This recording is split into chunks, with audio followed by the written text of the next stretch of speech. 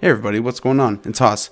Let's talk a little bit about the beta. There's been a few people that think when the beta is going to come out. They have a few guesses. I have a few guesses of my own, and I think some people are pretty much correct.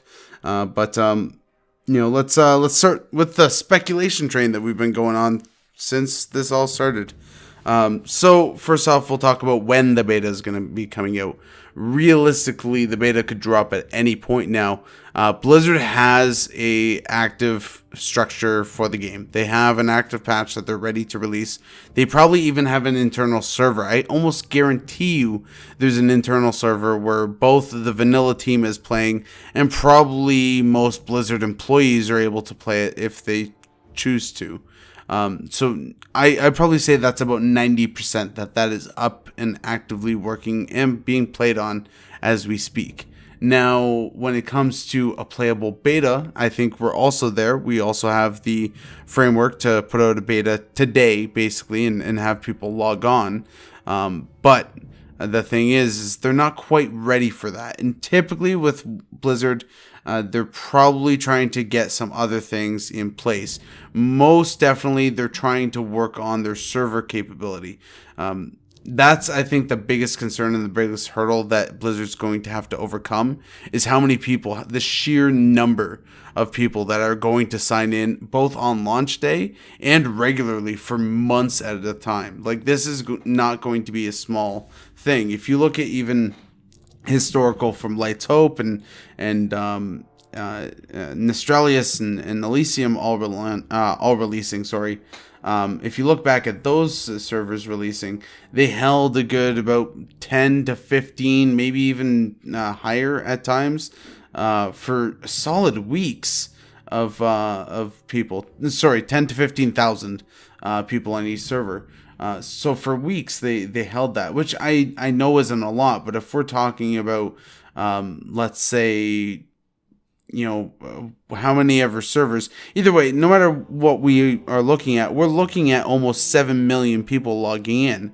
I know that sounds a lot, and yeah, they're not all going to log in at the same time, but they're probably going to have 7 million subscribers with a good portion of people logging on Connect Day and then for the months afterwards. So we're going to see heavy server load for a long time until it starts to die down, because I guarantee you it won't start dying down until a couple of months have already gone in. There's so much that's part of a new server coming out, and that's the thing. If you guys have ever experienced a new WoW server back in the day when, say, Borean Tundra, when that came out, for example, I played on that server and it was fresh and it was new because it was just a fresh release. The whole thing, Gates of AQ hadn't opened up yet, everything like that. So if you're able to experience that, kind of the rush and like how great it is to be on, since everyone's leveling. There's almost this community amongst everyone that's just leveling. Every time you go through a beta expansion, or a new expansion release, and you feel that feeling with the new expansion and leveling up. At least I used to feel it back in, Burning Crusade, Wrath of the Lich King. I didn't really feel it in Kata or the ones after. But that feeling that you originally got when a new expansion dropped and you were leveling and you were watching the world first and you were /2ing every 10 seconds to see, you were seeing where you were, and maybe you were like top 40 for one point. Like, you're so excited about everything else, and the community is so hyped, and there's streams about it and there's everyone talking about it. It's just a big awesome thing, a big event that happens, but that pales in comparison to a new server launch. It's indescribable. When money is literally, like, items are literally silver. Like, I could sell a stack of wool for 10 silver, and that is market value, because there literally is no gold in the economy. There's nothing. So when you're starting, you're literally just getting gold from all the vendor grades that you're selling to the vendor, and anything that you can sell for absolutely dirt cheap on the auction house, because there literally isn't any money in circulation. So everything is dirt poor, because the cost of a silver, and this is where I'm going to sound like an economist, the cost of a silver is a lot more with a new server starting, because there's not as many in circulation. It's a much smaller resource than normally. So when you are starting, you have to look at everything strategically. Maybe some things you get like a blue or something. Maybe it's worth holding on to it for a day or two until people get a little bit more money, and then you can put it up for a couple of gold and hopefully it sells. There's so many other things you need to think about, and starting on a new server like that, on not even a new server, we're talking about something next level. And I was there for the Elysium drop when Elysium came out with their new server, which ultimately I believe turned into Light's Hope. I believe once the Light's Hope took it, there's a whole big thing about that. I kind of researched it, but I don't know fully what happened there. Either way, I'm glad that we're away from Elysium. That's for sure. But I was there. I was there for that launch, and that was amazing. It was crazy, but it was laggy as just shit, man. It was so laggy, and we're going to see that exact same thing. I wouldn't be surprised if we start crashing day one.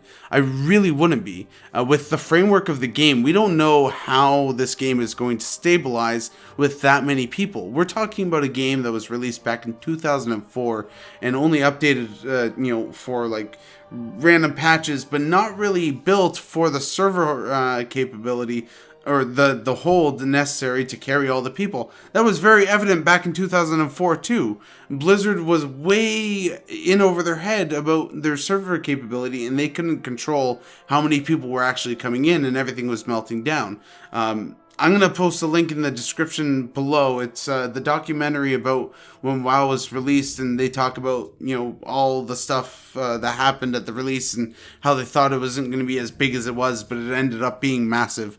We're going to go through a similar thing here. History is going to repeat itself. Blizzard still does not know how to handle a launch properly, whether it be a financial thing or just they don't learn from their mistakes, which I personally think it's the latter, because obviously they have the money, they just don't learn. I don't know. You think after so many expansion launches and then the disaster that was Diablo 3, you think after all those launches they would have learned their lesson. But I'm not holding my breath here. So for the first couple of days, guys, be prepared. You are not going to be logging on those servers and staying connected for more than 10 or 20 minutes if everything is going the wrong end. Now, if everything's going right, like the most recent Legion expansion drop, which I believe the Legion expansion was a pretty smooth transition into the experience. I think this was probably the first expansion that's transitioned clearly. I think with the Legion expansion drop, if we get something similar to that, it'll be smooth, but I think it'll still be a little bit choppy because they're drastically underestimating the people.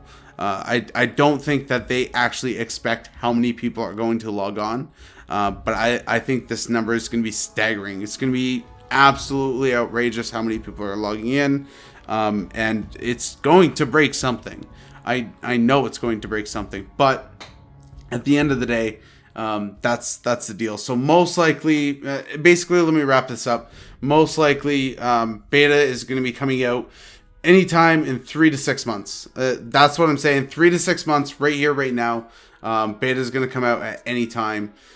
During that time, they're probably going to do some stress tests. I can only imagine. I'm probably not going to get beta. I would love to. If one of you guys get beta, I'm offering you $100 in PayPal right now for you to give me the key. So yeah, $100 PayPal if you get beta. Come talk to me.